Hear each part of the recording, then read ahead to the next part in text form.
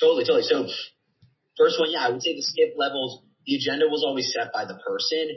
And I would say, yeah, I mean, it's definitely painful. Like, it added a lot of time to my week, right? Like, I don't know that a lot of people did that, but as a first time, I never before Brex managed teams of like 20 plus, like, cause at a point my team was 20, then it went down to, 15 or 12 or whatever we're talking about. So like, I just felt it was really important to keep a pulse and, it's all about effort in this world. So I was like, okay, like, let's just do this. I kept it pretty light. So I didn't force them to do an agenda. It's because I didn't want it to add work. It was more like you get out of it what you want. And if, I had people cancel on me all the time, which like I was fine with. It's like, Simran's like, I'm super busy. I have nothing to talk about. It's like, great. If you don't want to talk to me, you're either super engaged or like, hopefully not, like you're like quitting tomorrow because there's no like, in between. So that was like, good. On the one-on-ones, yeah, it's a Google Doc. That was like, OKRs, progress, roadblocks, feedback.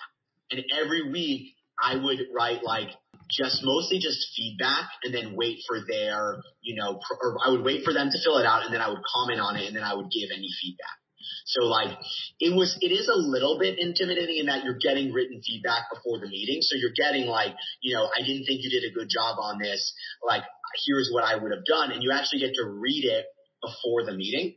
So you kind of have to trust your manager because otherwise you might read a tone into it that's not the right way. I like that because it makes me really think before I write anything versus if you just go into a meeting and say, look, okay, I need to give someone bad feedback. How many managers really think about what they're going to say? If they have to write it down, they actually have to think about what they're going to say.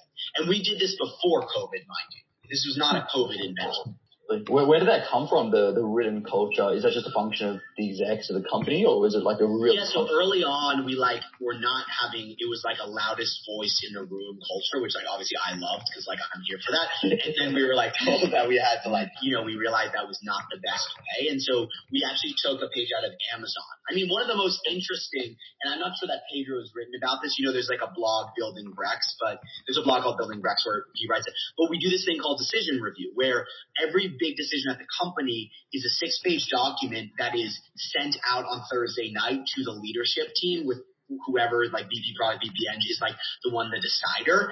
And that's how decisions are made, async, unless it needs to be discussed. So most very big decisions are done by productivity software. Like what I mean is like I wrote a document that was like BD will focus on accountants and investors.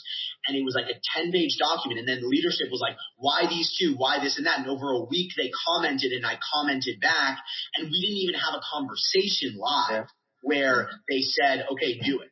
And like I actually think that actually adds a lot of benefit because then like everyone gets their points in. You have to go and chase facts after. Like so it comes from Amazon, I would say.